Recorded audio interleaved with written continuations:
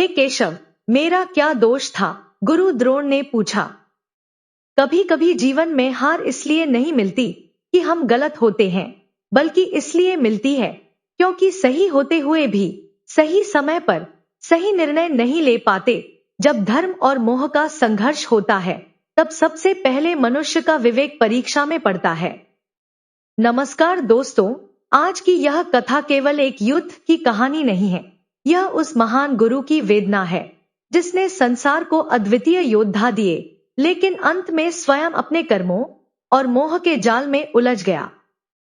हम बात कर रहे हैं महाभारत के महान आचार्य गुरु द्रोणाचार्य की, जिनकी शिक्षा से अर्जुन जैसा श्रेष्ठ धनुर्धर तैयार हुआ और जिनके ज्ञान ने कुरु वंश को अपार शक्ति प्रदान की। फिर भी जीवन के अंतिम क्षणों में वही गुरु श्री कृष्ण की ओर देखकर एक ऐसा प्रश्न पूछते हैं जो आज भी मनुष्य को सोचने पर मजबूर कर देता है। उन्होंने कहा, हे माधव, मुझसे ऐसा कौन सा अपराध हुआ कि मुझे इतना पीड़ादायक और अकेला अंत प्राप्त हुआ? श्री कृष्ण का उत्तर केवल द्रोणाचार्य के लिए नहीं था, बल्कि हर उस व्यक्ति के लिए था जो अपने कर्तव्य और मोह के बीच भटक जाता है। मित्रों, आज हम इसी रहस्य से पर्दा उठाएंगे, इसलिए कथा को अंत तक अवश्य सुनिए। उस समय गुरु द्रोणाचार्य की दृष्टि श्री कृष्ण पर टिकी हुई थी। उनका शरीर घायल था, श्वासें धीमी पड़ चुकी थी और हृदय में केवल एक ही प्रश्न उठ रहा था, मेरे जीवन की इस पीड़ा का कारण क्या है? कुरुक्षेत्र का युद्ध अपने चरम पर था। चारों ओर रथों की गर्जना, शस्त्रों की टकराहट और योद्धाओं का कोलाहल गूंज रहा था। पांडव सेना भारी संकट में थी, क्योंकि गुरु द्रोणाचार्य अकेले ही उसके लिए सबसे बड़ी चुनौती बन चुके थे। भीम, नकुल और सहदेव सहित अनेक महारथी उनके सामने टिक नहीं पा रहे थे। अर्जुन उस समय दूसरे मोर्चे पर युद्ध में व्यस्त थे, इसलिए द्रोणाचार्य को रोकना और भी कठिन हो गया था। पांडवों के सामने एक ही प्रश्न था, गुरु द्रोण को युद्ध से कैसे विरत किया जाए? तभी श्री कृष्ण ने युधिष्ठिर की ओर देखा और गंभीर स्वर में कहा, यदि द्रोणाचार्य को यह विश्वास हो जाए कि उनका पुत्र अश्वत्थामा मारा गया है, तभी उनका मन युद्ध से हट सकता है। यह सुनकर युधिष्ठिर विचलित हो उठे। सत्य उनके जीवन का आधार था और असत्य बोलना उनके लिए अत्यंत कठिन था। यही वह क्षण था जिसने आगे चलकर गुरु द्रोणाचार्य की नियति को बदल दिया। जब धर्म संकट में पड़ जाता है, तब कभी कभी नीति को भी कठोर निर्णयों का सहारा लेना पड़ता है। उस दिन धर्म की रक्षा के लिए श्री कृष्ण ने एक ऐसा उपाय चुना जो देखने में सरल था, लेकिन उसके परिणाम अत्यंत गहरे और पीड़ादायक थे। भीमसेन ने युद्ध भूमि में एक विशाल हाथी का वध किया। संयोगवश उस हाथी का नाम भी अश्वत्थामा था। इसके बाद श्री कृष्ण ने युधिष्ठिर की ओर संकेत किया। सत्यप्रिय युधिष्ठिर का मन द्वंद्व से भर उठा। फिर भी वे गुरु द्रोणाचार्य के पास पहुंचे। उनका कंठ भारी था और हृदय असमंजस से भरा हुआ था। उन्होंने कहा, अश्वत्थामा मारा गया है। यह सुनते ही गुरु द्रोणाचार्य स्तब्ध रह गए, परंतु युधिष्ठिर ने धीरे से आगे कहा, हाथी? उनका यह अंतिम शब्द इतना मंद था कि द्रोणाचार्य तक पहुंच ही नहीं पाया। कई बार अधूरा सत्य भी भ्रम को जन्म दे देता है। अपने पुत्र के निधन का समाचार सुनकर द्रोणाचार्य का मन टूट गया। उनके हाथों से शस्त्र छूट गए, युद्ध की इच्छा समाप्त हो गई और वे ध्यान में लीन होकर बैठ गए। उसी समय धृष्टद्युम्न ने अवसर देखकर उनका वध कर दिया। द्रोणाचार्य के पतन के साथ मानो पूरा रणक्षेत्र कुछ क्षणों के लिए मौन हो गया। शस्त्रों का शोर थम सा गया और एक युग का अंत हो गया। किंतु उनकी कथा वहीं समाप्त नहीं हुई। कहा जाता है कि मृत्यु के पश्चात भी उनकी आत्मा को तुरंत शांति प्राप्त नहीं हुई। अनेक प्रश्न उनके भीतर उठ रहे थे। वे अपने जीवन और कर्मों के अर्थ को समझना चाहते थे। जब आत्मा को अपने ही कर्मों का रहस्य ज्ञात ना हो, तब वह मुक्ति के मार्ग पर भी भटकती रहती है। उसी समय रणभूमि में एक दिव्य प्रकाश प्रकट हुआ। श्री कृष्ण वहां उपस्थित थे। गुरु द्रोणाचार्य की आत्मा उनके समीप पहुंची और विनम्र स्वर में बोली, हे केशव, मैंने जीवन भर अपने कर्तव्य का पालन किया। शिष्यों को विद्या दी, राज्य के प्रति निष्ठावान रहा और धर्म का साथ निभाने का प्रयास किया, फिर भी मुझे ऐसा दुखद अंत क्यों प्राप्त हुआ? श्री कृष्ण शांत भाव से उनकी ओर देखते रहे।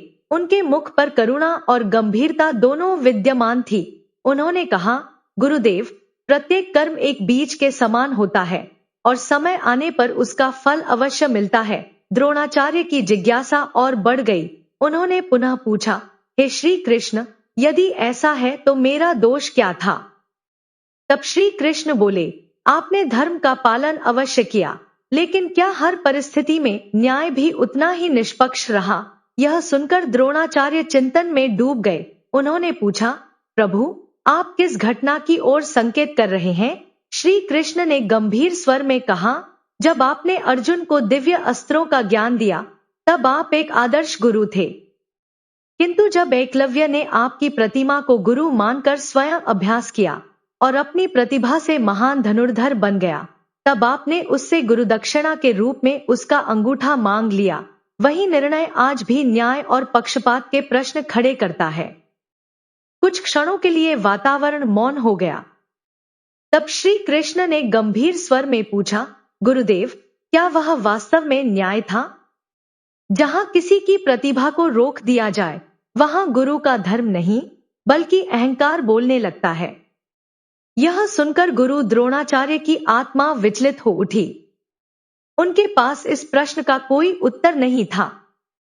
श्री कृष्ण ने आगे कहा, और जब महाभारत का युद्ध आरंभ हुआ, तब आप भलीभांति जानते थे कि कौरव अधर्म के मार्ग पर चल रहे हैं। आपको यह भी ज्ञात था कि दुर्योधन का पक्ष अन्यायपूर्ण है, फिर भी आप उसी के साथ खड़े रहे और अपने ही शिष्यों के विरुद्ध अस्त्र उठाए। द्रोणाचार्य मौन हो गए। तब श्री कृष्ण ने कहा, आपकी सबसे बड़ी भूल यही थी, गुरुदेव, कि आपने ज्ञान और धर्म को अलग कर दिया। जब विवेक पक्षपात से प्रभावित हो जाए, तब धर्म भी अपना स्वरूप खो देता है। धर्म का उद्देश्य सत्य की रक्षा करना है, किसी व्यक्ति या सत्ता की नहीं। गुरु द्रोण ने सिर झुका लिया। उनके हृदय में पश्चाताप की लहर उठने लगी। उन्होंने धीमे स्वर में पूछा, हे माधव, क्या अपने राजा और कर्तव्य के प्रति निष्ठावान रहना भी अपराध है? श्री कृष्ण ने उत्तर दिया, निष्ठा तब तक धर्म है जब तक वह सत्य और न्याय के साथ खड़ी रहती है। यदि कोई शासक अधर्म का मार्ग चुन ले और ज्ञानी व्यक्ति उसे देखकर भी मौन बना रहे, तो वह भी उस अधर्म का भागी बन जाता है। अन्याय को सहन करना भी अन्याय का समर्थन करने के समान है। वे आगे बोले, आपके पास अर्जुन जैसा श्रेष्ठ शिष्य था, अपार ज्ञान था और समाज को दिशा देने की क्षमता थी। फिर भी जब समय आया, तब आपने सत्य का साथ देने का साहस नहीं दिखाया। धर्म केवल शस्त्र चलाने से नहीं निपटा, उसके लिए निष्पक्ष विवेक और सही निर्णय लेने का साहस भी चाहिए। श्री कृष्ण के शब्द गुरु द्रोणाचार्य के अंतर्मन को झकझोर रहे थे। अब उनके पास कोई तर्क शेष नहीं था। सत्य उनके सामने स्पष्ट खड़ा था और उसी सत्य के प्रकाश में उनका अहंकार धीरे धीरे विलीन होने लगा। यही उनके जीवन की सबसे कठिन परीक्षा थी। मनुष्य संसार को तो धोखा दे सकता है, किंतु अपनी आत्मा से सत्य को अधिक समय तक नहीं छिपा सकता। जब सत्य का सामना होता है, तब अंततः आत्मा को झुकना ही पड़ता है। अब गुरु द्रोणाचार्य अपनी भूलों को स्पष्ट रूप से देख पा रहे थे। जिन बातों को वे जीवन भर उचित मानते रहे, आज वही उनके सामने प्रश्न बनकर खड़ी थी। श्री कृष्ण ने उन्हें करुणा भरी दृष्टि से देखा और कहा, गुरुदेव, आपने जीवन भर धर्म का उपदेश दिया, किंतु अंत समय में आप स्वयं मोह के बंधन में बंध गए। द्रोणाचार्य ने आश्चर्य से पूछा, हे केशव, आप किस मोह की बात कर रहे हैं? श्री कृष्ण बोले, अश्वत्थामा के प्रति आपका अत्यधिक मोह। पुत्र के प्रति प्रेम स्वाभाविक है, लेकिन जब वही प्रेम विवेक को ढक ले, तब वह बंधन बन जाता है। आपने एक पिता के रूप में उसके भविष्य, सुरक्षा और सम्मान की चिंता की, लेकिन एक गुरु के रूप में जो धर्म और न्याय आपके हाथों में था, उससे आप धीरे धीरे दूर होते चले गए। यह सुनकर गुरु द्रोणाचार्य की आत्मा कांप उठी। श्री कृष्ण ने गंभीर स्वर में कहा, जब राजा द्रुपद के साथ प्रतिशोध का व्यवहार हुआ, तब भी आप उससे ऊपर उठकर न्याय स्थापित नहीं कर सके। बाद में जब कौरव बार बार धर्म की मर्यादाओं का उल्लंघन करते रहे, तब भी आपने उन्हें रोकने का प्रयास नहीं किया। आपके मन में एक भय था कि कहीं आपके निर्णयों का प्रभाव अश्वत्थामा के भविष्य पर न पड़ जाए। वे आगे बोले, जब सत्य और स्वार्थ आमने सामने खड़े होते हैं, तब परीक्षा केवल मनुष्य की नहीं, उसकी आत्मा की होती है। मोह में पड़ा व्यक्ति धीरे धीरे निष्पक्ष दृष्टि खो देता है, और जब यही स्थिति किसी ज्ञानी गुरु की हो जाए, तब उसके निर्णय धर्म नहीं, व्यक्तिगत आसक्ति से प्रभावित होने लगते हैं। श्री कृष्ण ने कहा, आप जानते थे कि दुर्योधन का मार्ग उचित नहीं है। आप उसके अहंकार, अन्याय और जिद से परिचित थे, फिर भी आपने उसे रोकने का साहस नहीं दिखाया। कहीं ना कहीं आपको यह विश्वास था कि उसके साथ बने रहने से अश्वत्थामा को शक्ति, प्रतिष्ठा और पद प्राप्त होगा। यही मोह आपके विवेक पर पर्दा डालता गया। गुरु द्रोणाचार्य निःशब्द होकर सब सुनते रहे। उनके भीतर वर्षों से दबे हुए प्रश्न और पश्चाताप जागने लगे थे। तब श्री कृष्ण ने कहा, कभी कभी दोष केवल किए गए कर्मों में नहीं होता। कई बार सबसे बड़ी भूल वह होती है जब कोई व्यक्ति अन्याय को रोकने की क्षमता रखते हुए भी मौन बना रहता है। जो गलत को देखकर भी कुछ नहीं करता, वह भी उसके परिणामों का भागी बनता है। इन शब्दों ने द्रोणाचार्य के अंतर्मन को झकझोर दिया। अब उनके पास कोई तर्क शेष नहीं था, केवल सत्य था और उसके सामने झुकती हुई उनकी आत्मा। श्री कृष्ण ने आगे कहा, आपने देखा था कि छल और कपट के माध्यम से पांडवों को जुए के खेल में फंसाया गया। आपको ज्ञात था कि यह सब धर्म के विरुद्ध है, फिर भी आपने खुलकर विरोध नहीं किया। आपने वह भी देखा जब द्रौपदी को सभा में अपमानित किया जा रहा था। वह सहायता और न्याय की पुकार कर रही थी, लेकिन उस समय सभा में उपस्थित अनेक महान व्यक्तियों की तरह आप भी मौन रहे। उन्होंने गंभीर स्वर में कहा, कभी कभी एक सही समय पर बोला गया शब्द इतिहास की दिशा बदल सकता है, और जब वह शब्द नहीं बोला जाता, तब उसका मौन भी एक कर्म बन जाता है। श्री कृष्ण आगे बोले, आपकी विद्या अनुपम थी, आपका सम्मान पूरे आर्यावर्त में था। यदि आप उस समय धर्म के पक्ष में दृढ़ता से खड़े होते, तो बहुत कुछ बदल सकता था। लेकिन पक्ष विशेष से जुड़ाव ने आपकी निष्पक्षता को प्रभावित कर दिया। जब मनुष्य किसी एक पक्ष से अत्यधिक बंध जाता है, तब उसे सत्य भी अपने विरुद्ध दिखाई देने लगता है। उनका स्वर और गंभीर हो गया। जो धर्म का रक्षक होता है, यदि वही मौन धारण कर ले, तो अधर्म को बल मिल जाता है। आपके मौन ने भी अन्याय को बढ़ने का अवसर दिया और उसी का परिणाम अंततः इस महायुद्ध के रूप में सामने आया। गुरु द्रोणाचार्य की आत्मा अब पूरी तरह विनम्र हो चुकी थी। वे अपने जीवन के उन प्रसंगों को देख रहे थे जिन्हें उन्होंने कभी इस दृष्टि से नहीं समझा था। तब श्री कृष्ण ने कहा, आपने अपने शिष्यों को धनुर्विद्या और दिव्य अस्त्रों का ज्ञान दिया, परंतु गुरु का कर्तव्य केवल शस्त्र चलाना सिखाना नहीं होता।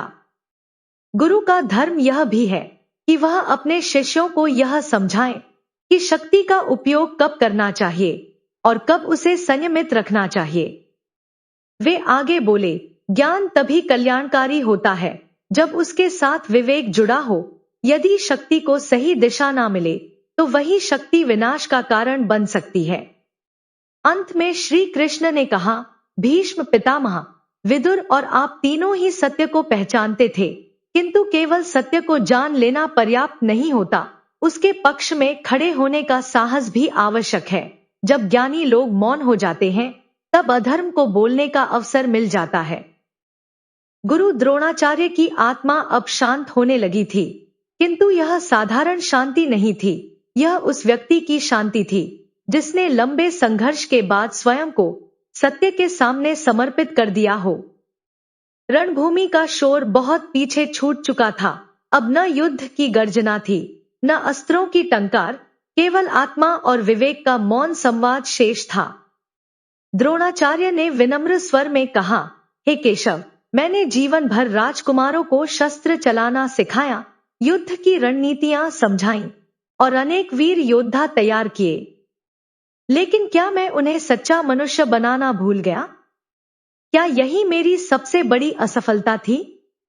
श्री कृष्ण ने गंभीर भाव से उत्तर दिया, गुरुदेव, पराजय केवल रणभूमि में नहीं होती। वास्तविक हार तब होती है जब मनुष्य अपने कर्तव्य और विवेक से दूर हो जाता है। बाहरी पराजय क्षणिक होती है, लेकिन आंतरिक पराजय जीवन भर साथ रहती है। इन शब्दों को सुनकर द्रोणाचार्य का अंतर्मन द्रवित हो उठा। उनके सामने अतीत की अनेक घटनाएं उभरने लगी।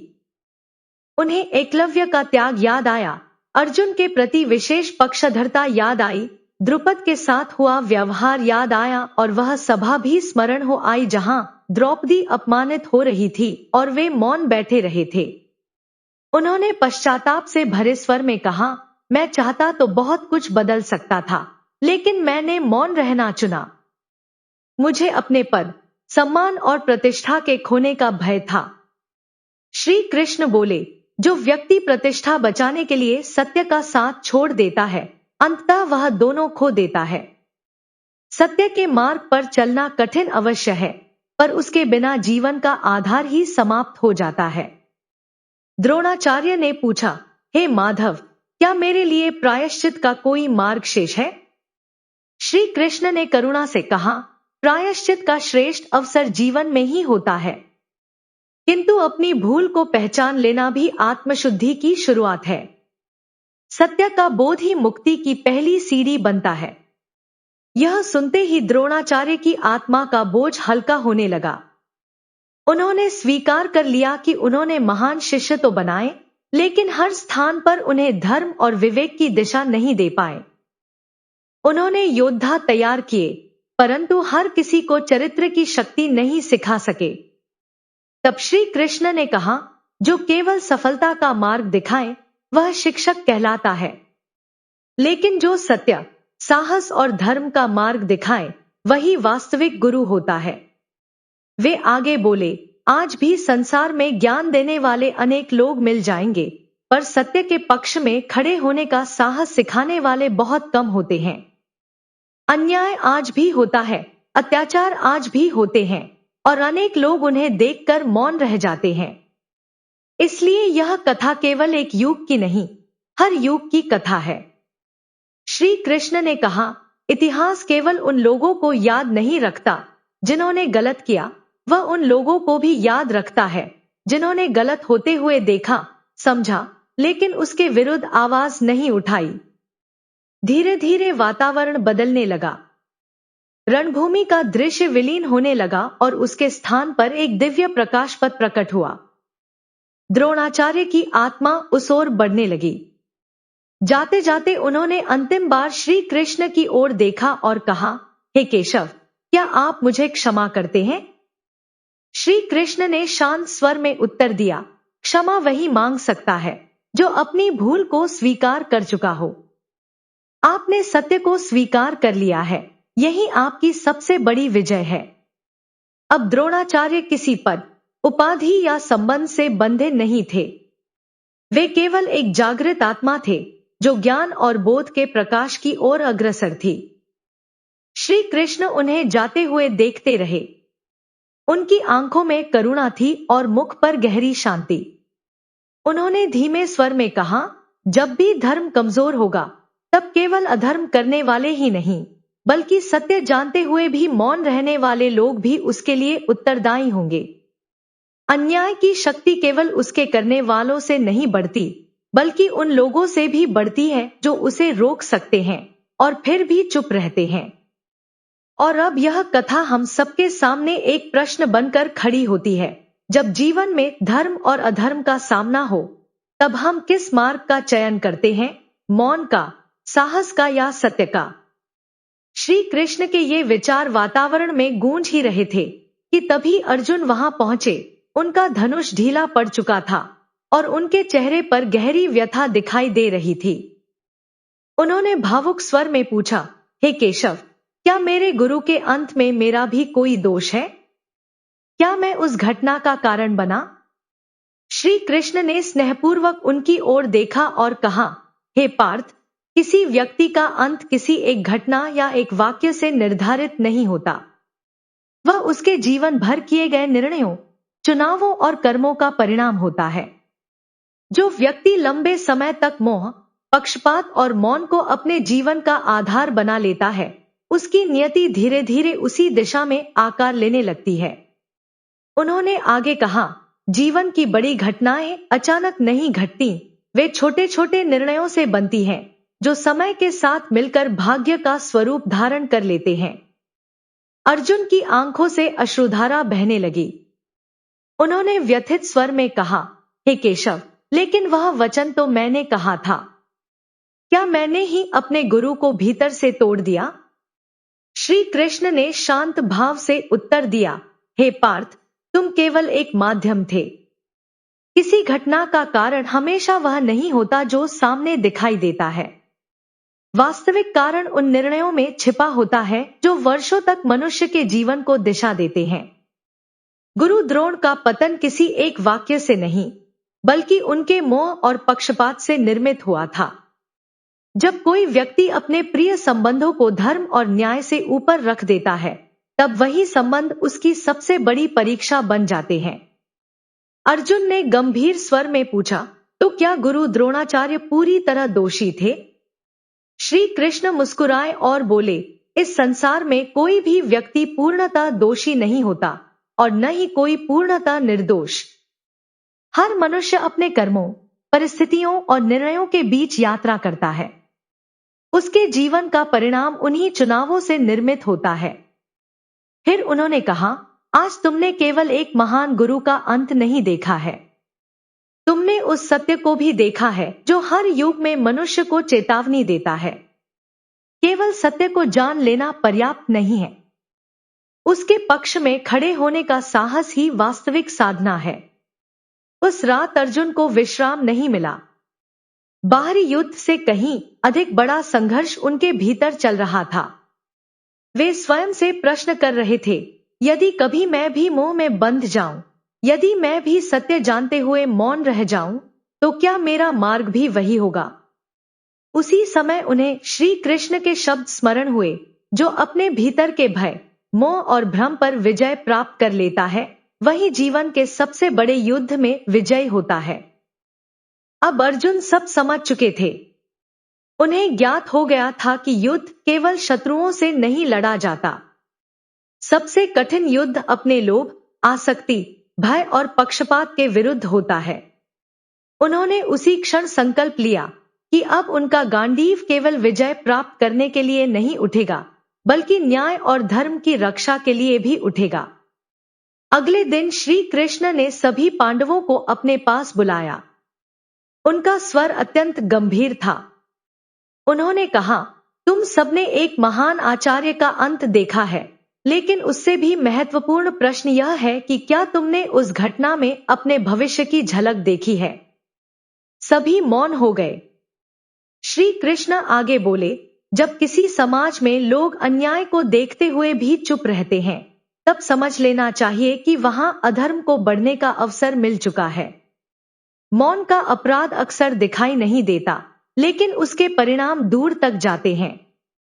उन्होंने कहा, धर्म केवल पूजा पाठ या अनुष्ठानों तक सीमित नहीं है। धर्म वहां प्रकट होता है जहां कोई व्यक्ति सत्य और न्याय के पक्ष में खड़े होने का साहस करता है। यह कथा केवल गुरु द्रोणाचार्य की नहीं है, यह उन सभी लोगों की कथा है जो सही और गलत का अंतर जानते हुए भी किसी भय, स्वार्थ या सुविधा के कारण मौन रह जाते हैं। यह उन माता पिताओं की भी कथा है जो केवल भविष्य की चिंता में बच्चों को मूल्य और चरित्र की शिक्षा देना भूल जाते हैं। यह उन लोगों की भी कथा है जो गलत को पहचानते हैं, लेकिन अपने लाभ या सुरक्षा के लिए कुछ नहीं कहते। जब समाज में लोग यह सोचने लगते हैं कि मुझे इससे क्या लेना देना, तब अधर्म को फैलने का अवसर मिल जाता है अन्याय हमेशा शक्तिशाली होकर नहीं बढ़ता, कई बार वह अच्छे लोगों की चुप्पी से भी मजबूत होता है। आज भी संसार में अपमान, शोषण और अन्याय के अनेक रूप दिखाई देते हैं, और आज भी हर युग में श्री कृष्ण का संदेश वही रहता है। धर्म का मार्ग कठिन हो सकता है, लेकिन अंततः विजय उसी की होती है जो सत्य और न्याय का साथ देता है। मित्रों, इस कथा का सार यही है कि ज्ञान तभी सार्थक है जब उसके साथ साहस हो, और साहस तभी पूर्ण है जब वह धर्म के पक्ष में खड़ा हो। जीवन में ऐसे क्षण अवश्य आते हैं जब हमें निर्णय लेना पड़ता है कि हम मौन रहेंगे या सत्य का साथ देंगे। वही निर्णय हमारे चरित्र और भविष्य दोनों को आकार देता है। दोस्तों, यदि आपको यह कथा प्रेरणादायक लगी हो तो अपनी प्रतिक्रिया अवश्य साझा करें, वीडियो को लाइक और शेयर करें तथा ऐसी ही प्रेरणादायक और चिंतनशील कथाओं के लिए हमारे चैनल को सब्सक्राइब करना ना भूलें। धन्यवाद।